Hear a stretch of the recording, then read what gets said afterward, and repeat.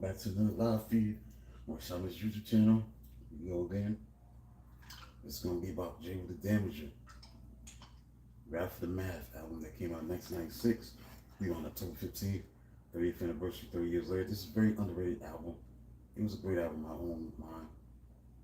Let's break this down. First of all, we're gonna break down the meaning of Jeru The Damaja, Rap for the Math. What is the meaning of this album? Rap for the Math. Very catchy, unorthodox kind of title. Produced by DJ Premier.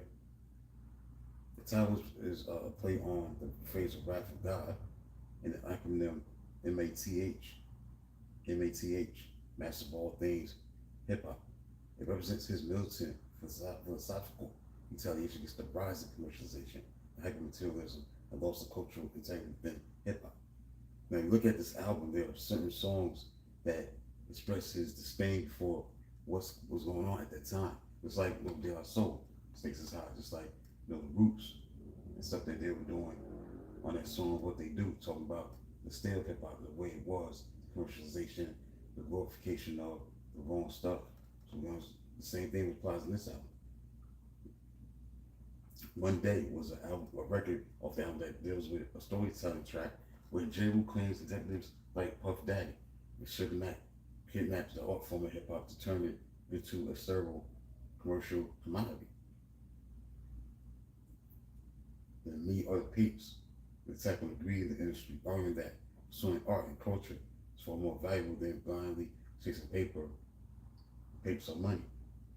Then you're playing yourself as a warning to fellow artists to stay true to themselves and their communities rather than conform to corporate trends or gangster personas just for set record sales. So the phrase rap for the mad was a warning. In the intro, Jeru suggests that once a person's mental state is calm and focused, they gain the power to shape the universe. The math represents the true principles, knowledge and foundation of hip hop. The wrath is his aggressive defense of those principles against the forces he believed destroying the music soul. So that's what came about with this rap for the math concept, is what I just read about. He had great success for artists of Jeru The Damaja's caliber. 2 singles, Y'all Playing Yourself, Me Up the Papes. The album peaked at number 3 in the US top R&B hip hop albums chart, number 35 on the Billboard chart. So he's there to have success with that. The Playing Yourself was released on September 23rd, 1996. The theme of this album was dealing with institutionally preserving hip hop culture, more about the harms of materialism that was discussed on Sunrise in the East. In the liner notes, Jeru The Damaja stated and declared that this album was created to save hip hop in the minds of people who listen to it. One day, I just talked about that. Towards B.I.G. actually took offense to it.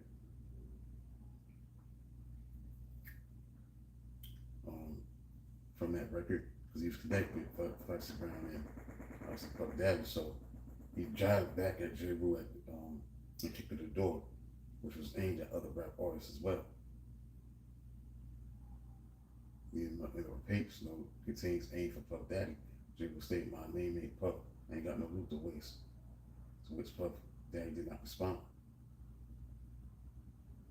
Which I presented Rich the Prophet Part 5, Me Up the Papes, Physical Stamina, stuff like that.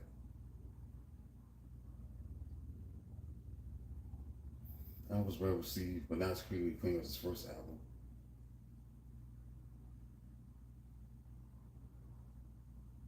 Other stuff on there was pretty good, was Black Cowboys, Whatever, Physical Stamina, Scientific Madness.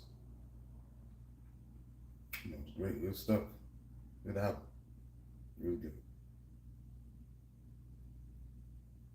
So this guy's had to do one on this one, because this is a big album. Not because whether it was a classic or not, but it was an album that was very important at that time, because it was addressing the state of hip hop the way it was, the commercialization, the glorification of the gangster life, whatever it is, the mafioso stuff that was going on to sell records and all that. He was just talking about that at the time. It's like Stakes is High from De La Soul, the album Half Life from the Roots. These are the alternative artists that was just looking at the climate of what was going on.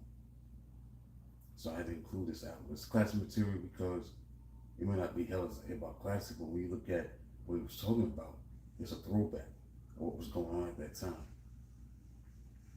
How J. Wood felt, and rightly so, about what was going on at the time. Yes, it ruffled, some people's feathers and stuff like that, but he's speaking the truth of what was going on at that time, at that moment. So it's just a brief, short video about that. Be back at 8:30 with the history of mafioso rap. It's maybe my last, video for today. Appreciate the support. Be back at the bottom of the hour. So about the history of mafioso rap, because this is gonna be a good one, because that's what was going on in 95, 96, and 97. It was 3 years. And it was just a genre that was repopularized from what was started with 1989 when Pussy Rapper Polo released Road to the Riches. It's the same exact, blueprint, but it got from that.